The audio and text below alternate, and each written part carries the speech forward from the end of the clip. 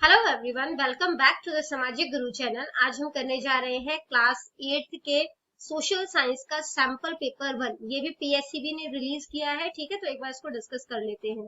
आपका question paper का pattern जो है वो कुछ इस तरीके का होगा। टाइमिंग जो है वो 2 आवर्स की दी जाएगी। टोटल मार्क्स आपका 40 होगा, ठीक है। सेक्शन ए में 3 क्वेश्चन पूछे जाएंगे। हर क्वेश्चन 1 मार्क के हैं और आपने जो है इसमें 1 वर्ड या 1 सेंटेंस में जो है ये आंसर करना है। नेक्स्ट आ जाता है सेक्शन बी। इसके अंदर जो है वो आपसे जो है वो 2 मार्क्स के क्वेश्चंस जो है वो पूछे गए हैं और टोटल यहाँ पर 10 क्वेश्चंस है। तो ये आपका सेक्शन बी जो है वो 20 मार्क्स का है, ठीक है। सेक्शन सी जो है इसमें आपसे 5 क्वेश्चन पूछे और आपने इसमें से कोई 3 जो है वो अटेम्प्ट करना है, ठीक है। तो हर क्वेश्चन जो है वो 3 मार्क्स का है। तो टोटल जो सेक्शन सी है वो आपका 9 मार्क्स का हो गया। सेक्शन डी जो है वो सोर्स बेस्ड क्वेश्चन है, मतलब आपकी बुक से कोई पैराग्राफ उठा के दिया जाएगा आपको और उसी पैराग्राफ के अंदर से जो है वो आपको क्वेश्चन पूछे जाएंगे जिसका आंसर आपको उसी पैराग्राफ में मिल जाएगा, ठीक है। हर क्वेश्चन 1 मार्क का है तो टोटल ये 3 मार्क्स का है। सेक्शन ई जो है वो मैप पॉइंटिंग है, ठीक है, जिसमें से आपको 8 जगह जो बताई जाएंगी और उसमें से कोई भी 5 प्लेस जो है वो आपने सिलेक्ट करके, मतलब 5 प्लेस जो है वो लोकेट करना है, ठीक है। आइए अब इसके सॉल्यूशंस जो है वो देख लेते हैं। Section A, what is meant by the disaster. Disaster से आप क्या समझते हो? एनी नेचुरल और man made happening that causes loss of life and property in a region is called a disaster. तो कोई भी नेचुरल चीजें हो सकती है या कोई मैन मेड हैपनिंग हो सकती है, ठीक है, जिसकी वजह से काफी ज्यादा जो है वो जान और माल का नुकसान होता है किसी भी एरिया में, उसको डिजास्टर बोला जाता है। नेचुरल जैसे साइक्लोन आ गया, अर्थक्वेक आ गया। मैनमेड जैसे कि जो है वो डैम टूट गया, ठीक है। तो इस ये सब जो है वो डिजास्टर कहलाएंगे। Who is given the credit for the unification of the Indian princely state. यानी कि भारतीय जो रियासत है उसको एकीकरण करने का, ठीक है, उसको इकट्ठा करने का श्रेय जो है वो किसे दिया जाता है? तो सरदार वल्लभ भाई पटेल को दिया जाता है, जो कि हमारे फर्स्ट होम मिनिस्टर रहे हैं, ठीक है, यानी हमारे इंडिया के फर्स्ट होम मिनिस्टर रहे हैं। How many members are elected for the Rajya Sabha from Punjab. तो राज्यसभा में कितने मेंबर जो है वो इलेक्ट किए जाते हैं पंजाब से? तो टोटल 7 मेंबर जो है वो इलेक्ट किए जाते हैं और राज्यसभा में कोई भी मेंबर जो होता है वो 6 इयर्स तक के लिए काम करता है, ठीक है। तो 6 इयर्स तक के लिए उनको चुना जाता है। सेक्शन बी जो है इसके क्वेश्चंस देख लेते हैं। सबसे पहला बोला गया है आपको, what are the non conventional source of energy. कि non conventional source of energy जो है वो क्या होता है? नॉन कन्वेंशनल सोर्स का मतलब होता है गैर पारंपरिक स्रोत, ठीक है, यानी कि जो परंपरा से नहीं चले आ रहे हैं। तो इनको रिन्यूएबल सोर्सेज भी जो है वो बोला जाता है, यानी कि इनको रिन्यू किया जा सकता है, नवीकरणीय किया जा सकता है। और इसके अंदर जो है वो क्या क्या चीजें शामिल होती है? सोलर एनर्जी, यानी कि सौर ऊर्जा जो सन से एनर्जी मिलती है। बायो एनर्जी आ जाएगा इसमें, ठीक है। इसके अलावा टाइडल एनर्जी है वो आ जाता है और विंड एनर्जी यानी कि पवन ऊर्जा जो है वो आ जाता है। नेक्स्ट है, what are the main causes of floods. बाढ़ के क्या क्या कारण है? अगर ज्यादा बारिश हो जाए तो बाढ़ आ सकती है। साइक्लोन आ जाए तो बारिश हो सकती, मतलब कि बाढ़ आ सकता है। अगर बादल फट जाए तो भी बाढ़ आ सकता है, ठीक है। अगर प्रॉपर तरीके से जो है पानी का निकास न किया जाए, ठीक है, ड्रेनेज यानी निकासी जो है वो ना दी जाए तो भी बाढ़ जो है वो आ सकता है। डैम जो है वो टूट जाए या डिपोजिशंस ऑन रिवर बेड, यानी कि नदी के मार्ग में जो है वो कोई, आप कह सकते हो कि जमा हो जाए, ठीक है, जो मतलब सैंड वगैरह ये सब चीजें ये जमा हो जाए। तो ये अब क्योंकि ये जो है वो 2 मार्क्स के क्वेश्चन है तो आप कोई भी 4 पॉइंट जो है वो लिख सकते हो, ठीक है। What is a cyclone. Cyclone क्या है? By what other name is it called. और उसे किस नाम से जो है वो दूसरे नामों से बुलाया जाता है? तो साइक्लोन जो होता है वो तेज हवाएं होती हैं, ठीक है, with a wind velocity of more than 63 kilometre per hour. उसकी स्पीड जो होती है वो 63 किलोमीटर पर आवर की होती है। इसे नॉर्थ अमेरिका में ह्यूरिकेन्स बोला जाता है, ठीक है। साउथ ईस्ट एशिया में टाइफून्स बोला जाता है और इंडिया में डिप्रेशंस बोला जाता है। नेक्स्ट क्वेश्चन है आपका, explain the contribution of Swami Dayanand Saraswati in the field of modern education system. कि मॉडर्न एजुकेशन सिस्टम में स्वामी दयानंद सरस्वती का क्या योगदान रहा है? तो Swami Dayanand Saraswati greatest contribution was the foundation of Arya Samaj. तो सबसे बड़ा जो है इनका जो आप कह सकते हो कि योगदान क्या था कि इन्होंने आर्य समाज की स्थापना की थी, which brought a revolution in the field of education, जिसकी वजह से एजुकेशन और रिलीजन में दोनों में काफी ज्यादा जो है वो क्रांतिकारी बदलाव जो है वो आए थे। He was a supporter of not only of Sanskrit and Vedic education but also of Western education. वो न सिर्फ संस्कृत और वैदिक ज्ञान जो है उसको प्रमोट करते थे, बल्कि इसके अलावा जो वेस्टर्न एजुकेशन था उसको भी काफी ज्यादा प्रमोट करते थे। He founded many schools, colleges and gurukuls in different parts of the country. उन्होंने कंट्री के अलग अलग पार्ट्स में काफी सारे स्कूल, कॉलेजेस और गुरुकुल जो है उनकी स्थापना की थी। Write down in brief the contribution of Raja Ram Mohan Roy for the emancipation of women. यानी कि महिलाओं की मुक्ति के लिए राजा राम मोहन रॉय के योगदान जो है वो उन्होंने क्या क्या योगदान किया उसके बारे में आपने संक्षेप में बताना है, ठीक है। तो Raja Ram Mohan Roy propagated to stop sati system in the society, तो उन्होंने जो है वो सबसे पहले कोशिश की, ठीक है, सती सिस्टम को रोकने की, जो सती प्रथा है उसको रोकने की। तो इसका रिजल्ट क्या रहा कि as a result of his logic and efforts government banned sati system in 1829 AD. तो उन्होंने जो है उन्होंने प्रयास किया, ठीक है, अपने लॉजिक्स वगैरह देखकर, अपनी कोशिश दिखाकर, ठीक है, तो गवर्नमेंट जो है उन्होंने सती सिस्टम को 1829 में बैन कर दिया। उन्होंने चाइल्ड मैरिज की, ठीक है, यानी कि बाल विवाह की, पोलीगैमी यानी कि एक ही टाइम पर एक से ज्यादा वाइफ रखना, ठीक है, बहु विवाह कहते हैं जिसे, और पर्दा सिस्टम, तीनों की जो है वो आलोचना की, ठीक है, उनके हिसाब से ये सही नहीं था। He protested against the killing of the girls, उन्होंने जो है वो उसके खिलाफ जो है वो प्रोटेस्ट भी किया जब लड़कियों को जो है वो मार दिया जाता था। He was in favour of window remarriage, वो विधवा पुनर्विवाह के जो है वो पक्ष में थे, ठीक है।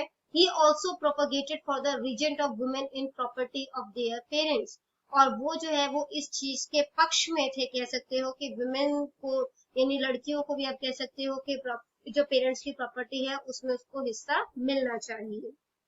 नेक्स्ट है आपका write down in brief the reason Veer Salingam is called the prophet of modern Andhra Pradesh.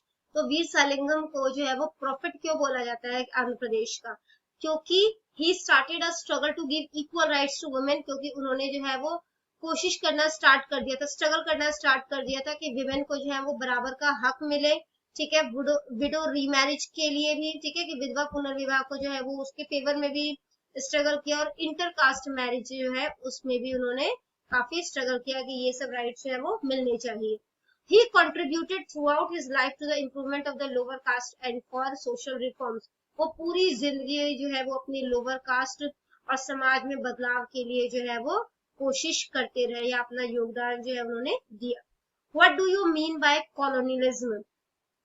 तो कॉलोनियलिज्म का मतलब क्या होता है, जब एक कंट्री जो होती है वो दूसरी कंट्री पर पॉलिटिकली, ठीक है, यानी कि जो है वो राजनीतिक तौर पर, इकोनॉमिक यानी कि आर्थिक तौर पर, और सोशल कंट्रोल यानी कि सामाजिक तौर पर जो एक कंट्री को कंट्रोल कर लेती है, तो उसको हम क्या कहते हैं, कॉलोनियलिज्म, ठीक है। नेक्स्ट क्वेश्चन है आपका व्हाट इज PIL, यानी कि पब्लिक इंटरेस्ट लिटिगेशन, ये क्या है। तो पब्लिक इंटरेस्ट लिटिगेशन जो है वो कोई भी फाइल कर सकता है, किसी भी डिपार्टमेंट में फाइल की जा सकती है, ठीक है। It is necessary that this type of suit should be related with public interest, और ये जरूरी होता है कि पब्लिक इंटरेस्ट के लिए हो, ठीक है, हम अपने पर्सनल इंटरेस्ट के लिए PIL जो है वो नहीं अप्लाई कर सकते। We can not use public interest litigation for the protection of our personal interest, ठीक है, हम अपने पर्सनल इंटरेस्ट के लिए PIL अप्लाई नहीं कर सकते। This type of cases fought by public prosecutor, और ये जो है वो पब्लिक प्रोसिक्यूटर जो है वो इन केस को लड़ता है। नेक्स्ट क्वेश्चन है व्हाट इज जुडिशियरी, जुडिशियरी क्या है, ठीक है। जुडिशियरी जो है वो गवर्नमेंट का वो पार्ट होता है जो कि जस्टिस देता है, ठीक है, जस्टिस से ही जो है वो जुडिशियरी वर्ड बना है। It protects the constitution and fundamental right, ये हम संविधान की रक्षा करता है, हमारे मौलिक अधिकारों की रक्षा करता है। It also gives punishment to those who violate the law, और ये उन लोगों को भी पनिशमेंट देता है जो कि कानून का उल्लंघन करते हैं, ठीक है। नेक्स्ट क्वेश्चन है आपका what do you mean by social inequalities, यानी कि सामाजिक असमानता से आप क्या समझते हैं। जब एक सोसाइटी को जो है वो धर्म के नाम पर, कास्ट के या पंथ के नाम पर जो है वो समाज को जो है वो मतलब टुकड़ों में बांट दिया जाता है, तो वो सोशल इनइक्वालिटी का जो है वो रूप ले लेता है, सामाजिक असमानता का रूप ले लेता है। सेक्शन C, एक हम्बल रिक्वेस्ट है, अगर आपको हमारी वीडियोस जो है वो पसंद आती है या हमारी वीडियो आपके लिए किसी भी तरीके से हेल्पफुल है तो चैनल को जो है वो अभी सब्सक्राइब कीजिए। तो आइए चैप्टर जो है वो कंटिन्यू करते हैं। तो सेक्शन C में सबसे पहला क्वेश्चन पूछा है कि right A note on cotton production in Punjab, Punjab में जो कॉटन प्रोडक्शन इन कपास का उत्पादन होता है उसके ऊपर एक नोट लिखना है, ठीक है। तो पंजाब और हरियाणा दोनों स्टेट मिलकर 25% कॉटन जो है उसको प्रोड्यूस करते हैं इंडिया में। The major producers are Firozpur and Sangrur district, तो सबसे ज्यादा जहाँ पे जो है वो पंजाब में इसको कॉटन को उगाया जाता है वो है फिरोजपुर और संगरूर, ठीक है। बीटी बीटी कॉटन जो है वो पंजाब में सक्सेसफुली उगाया जाता है। मालवा रीजन जो है उसको व्हाइट गोल्ड बोला जाता है क्योंकि यहाँ पे कपास काफी ज्यादा उगता है। नेक्स्ट क्वेश्चन है, after writing the types of agriculture differentiate between intensive and extensive farming. Agriculture के जितने टाइप्स हैं वो बताने हैं आपने, ठीक है, और उसके बाद इंटेंसिव और एक्सटेंसिव फार्मिंग क्या है उसके बीच में जो है वो डिफरेंशिएट करना है। सबसे पहले हम देख लेते हैं types of agriculture. Sedentary agriculture, तो वो ये होता क्या है सेडेंट्री एग्रीकल्चर, जिसमें एक ही तरीके को अपनाया जाता है, ठीक है, और एक ही लैंड पर हर साल खेती की जाती है, ठीक है। नेक्स्ट है शिफ्टिंग एग्रीकल्चर। शिफ्टिंग एग्रीकल्चर में क्या होता है कि जब एक जंगल को जो है वो थोड़ा एरिया को साफ कर दिया जाता है, वहां पर खेती की जाती है, जब वो जमीन जो है वो बंजर हो जाती है फिर आगे जंगलों को और आगे जंगल को काट दिया जाता है, फिर वहां खेती की जाती है और इस तरीके से शिफ्ट करते रहते हैं, ठीक है। तो ये शिफ्टिंग एग्रीकल्चर होता है। इसके बाद है आपका ड्राई फार्मिंग। तो ड्राई फार्मिंग को ड्राई लैंड फार्मिंग भी बोला जाता है क्योंकि ये सूखी जगह पर जो है वो उगाया जाता है, ठीक है। इस तरीके की फार्मिंग में जो मॉइस्चर होता है वो एक अलग किस्म की फसल को उगाकर किया जाता है, जैसे चने उगा लिए, ठीक है, या मटर उगा लिए। नेक्स्ट है वेट फार्मिंग। वेट फार्मिंग जो होती है यहाँ पर जो है वो मेनली जो है वो कोई जो फसल होगी फार्मिंग की, ठीक है, वो बारिश के ऊपर डिपेंड करती है। इसके बाद है इंटेंसिव फार्मिंग और एक्सटेंसिव फार्मिंग, इसके बारे में हम आगे डिस्कस करेंगे, ठीक है। मिक्स्ड फार्मिंग, इसमें एक साथ जो है वो दो या दो से ज्यादा फसलें जो है वो उगाई जाती है। नेक्स्ट है हॉर्टिकल्चर। हॉर्टिकल्चर के अंदर जो है वो फल, मतलब कह सकते हो फल सब्जियां और फूल जो है वो उगाए जाते हैं, ठीक है। इंडिविजुअल फार्मिंग, यहाँ पर कोई भी एक इंसान जो है वो अपने पर्सनल यूज के लिए जो है वो खाने पीने की चीजें जो है वो उगाता है। नेक्स्ट है कोऑपरेटिव फार्मिंग और कलेक्टिव फार्मिंग, ठीक है। तो कोऑपरेटिव फार्मिंग में क्या होता है ना कि आपस में सहयोग के साथ जो है वो यहाँ पर खेती जो है वो की जाती है, ठीक है। जैसे किसी का ट्रैक्टर यूज कर लिया, किसी का हार्वेस्टर यूज कर लिया, वहीं पे कलेक्टिव फार्मिंग में किसान आपस में मिल जाते हैं, ठीक है, और यहाँ पर सारे किसान जो है बड़े बड़े किसान वो आपस में मिलकर जो है वो लेबर से काम करवाएंगे, ठीक है। तो कलेक्ट काम होगा यहाँ पर और जो जितने भी फसल पैदा होगी वो सब आपस में इक्वली बांट ली जाएगी। फिर है प्लांटेशन एग्रीकल्चर। प्लांटेशन एग्रीकल्चर, तो जो प्लांटेशन एग्रीकल्चर होता है इसमें एक ही तरीके की फसल जो है वो पूरे साल भर उगाई जाती है और ये बिजनेस पर्पज से किया जाता है, ठीक है। और इसके बाद अब हम देख लेते हैं इंटेंसिव फार्मिंग और एक्सटेंसिव फार्मिंग में क्या डिफरेंस है। इंटेंसिव फार्मिंग जो होता है वहां पर it is followed in densely populated region, जहाँ पे काफी ज्यादा पॉपुलेशन है वहां पर इस तरीके का जो है वो फार्मिंग किया जाएगा। एक्सटेंसिव फार्मिंग जहाँ पर मॉडरेट यानी बहुत ज्यादा पॉपुलेशन भी नहीं है और बहुत कम भी नहीं है, वहां पर इस तरीके की फार्मिंग जो है वो की जाएगी, ठीक है। इंटेंसिव फार्मिंग में small and expensive farming methods जो है वो यूज किए जाते हैं, छोटे छोटे मेथड्स यूज किए जाएंगे और महंगे मेथड्स जो है वो यूज किए जाएंगे, ठीक है। एक्सटेंसिव बड़े और मतलब कि कह सकते हैं सस्ते जो है वो तरीके जो है वो अपनाए जाएंगे। पर हेक्टेयर यहाँ पे जो आउटपुट होगा वो बहुत ज्यादा होता है, ठीक है, और यहाँ पर एक्सटेंसिव फार्मिंग में पर हेक्टेयर जो है वो आउटपुट यानी कि रिजल्ट जो है या कह सकते हैं उपज जो है वो बहुत ही कम होगा। नेक्स्ट क्वेश्चन है, right down a note on Simon Commission. Simon Commission पर एक नोट लिखो। The British government appointed Simon Commission and sent it to India in 1928 AD, ठीक है। तो यहाँ पर ब्रिटिश गवर्नमेंट ने साइमन कमीशन जो है उसको अपॉइंट किया था, ठीक है, और उसे इंडिया में 1928 में भेज दिया गया था to check the reform act of 1919। तो 1919 का जो रिफॉर्म एक्ट था उसको चेक करने के लिए, ठीक है। This commission had 7 members but none of them was an Indian. इस कमीशन में 7 मेंबर्स थे बट कोई भी जो है वो इंडिया का नहीं था। So this commission was strongly opposed with black flags and slogans like Simon go back. तो इसका जो है वो काफी ज्यादा विरोध किया गया, काले झंडे दिखाए गए और नारे लगाए गए कि साइमन वापस जाओ। Police started Canning the revolutionaries. Police ने जो है वो जो क्रांतिकारी थे उनको डंडों से मारना शुरू कर दिया। As a result Lala Lajpat Rai got hurt in this caning and later on he died because of these bounds. तो लाला लाजपत राय को भी इस कैनिंग की वजह से काफी ज्यादा चोट लग गई और जिसकी वजह से जो है वो उनकी मौत हो गई, ठीक है, इन जख्म काफी ज्यादा हो गया था जिसकी वजह से जो है वो सर्वाइव नहीं कर पाए और उनकी मौत हो गई। नेक्स्ट क्वेश्चन है आपका, write down a note a non align movement. Non align movement के ऊपर जो है वो आपने नोट लिखना है। तो after the second world war the entire world was divided into two opposite alliances. तो सेकेंड वर्ल्ड वॉर के बाद जो है वो वर्ल्ड दो ग्रुप में बट गया था। अमेरिका जो है वो एक अलायंस का जो है वो मतलब कि कह सकते हो लीडर था, ठीक है, which was known as western bloc. USSR जो है वो दूसरे जो है वो सेकेंड अलायंस का था, और इसको जो है वो ईस्टर्न ब्लॉक जो है उस नाम से जाना जाता था, वेस्टर्न अमेरिका, ठीक है, और यूएसएसआर जो है वो ईस्टर्न ब्लॉक के नाम से जाना जाता था। इन दोनों के बीच में जो है वो कोल्ड वॉर चलती रहती थी, ठीक है। Military treaties and pacts like NATO and Warsaw pact has made situations more tense. तो जो नेटो है, ठीक है, या जो वार्श पैक्ट है, इनने इस सिचुएशन को और भी ज्यादा जो है वो टेंस बना दिया। India wanted to keep its own sovereignty and didn't become the member of any group. तो इंडिया जो है वो अपनी संप्रभुता खुद के पास रखना चाहता था, वो किसी भी ग्रुप का मेंबर नहीं बनना चाहता था। That's why India started non aligned movement with the help of other countries. तो इसी वजह से इंडिया ने नॉन अलाइंड मूवमेंट जो है वो स्टार्ट किया दूसरी कंट्रीज की हेल्प से।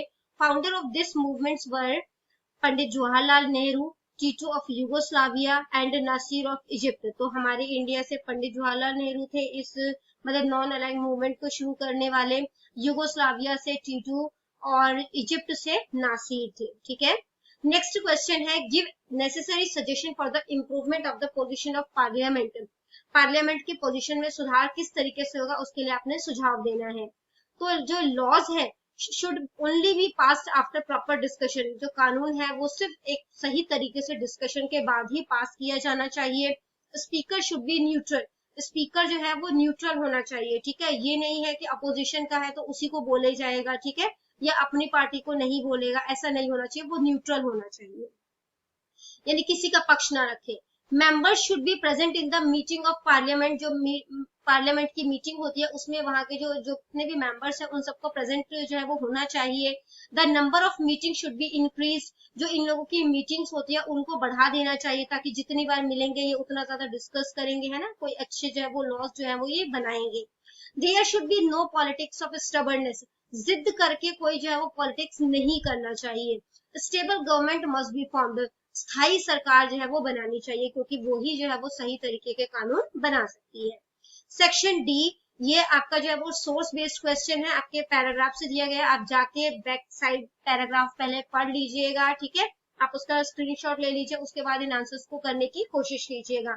सबसे पहला क्वेश्चन पूछा गया है, where was the Ghadar party founded. Ghadar party जो है वो कहाँ पे फाउंड जो है मतलब कहाँ पे खोजा गया था, कहाँ पे बनाया गया था, ठीक है, तो ये सैन फ्रांसिस्को में जो है वो किया गया था, सैन फ्रांसिस्को यानी अमेरिका में, ठीक है। Which newspaper was started by the Ghadar party. Ghadar party ने कौन सा न्यूज़पेपर जो है वो स्टार्ट किया था, गदर नाम से जो है वो उन्होंने एक न्यूज़पेपर स्टार्ट किया था। Who was elected the president of Ghadar party. Ghadar party का जो प्रेसिडेंट है वो किसे चुना गया था, सोहन सिंह भकना को, ठीक है, तो जो है वो आप कह सकते हैं प्रेसिडेंट बनाया गया था। सेक्शन ई है आपका मैप पॉइंटिंग, ठीक है, जिसमें आपको जो है वो टोटल 8 जो है वो चीजें पूछी गई है, इसमें से सिर्फ 5 जो है वो प्लेसेस आपने मार्क करने हैं, ठीक है, तो आपको याद रहे इस करके मैंने थोड़े से ज्यादा पॉइंट्स जो है वो यहाँ पर शो किए हैं।